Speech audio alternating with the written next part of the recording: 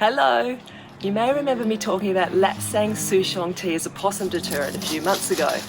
Our resident possum loves to sit on the roof of our shed and munch away on my Pierre de Ronsard climbing rose.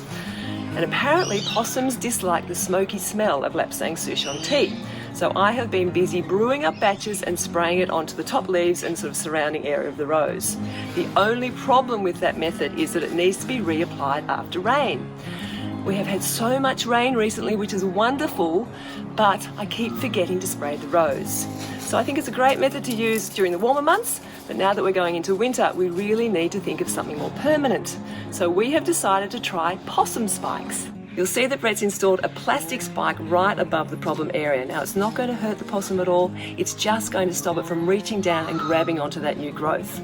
Ultimately, I think we're going to have to install spikes right around the roof, because I have a dream that my rose is going to grow up and over the roof line.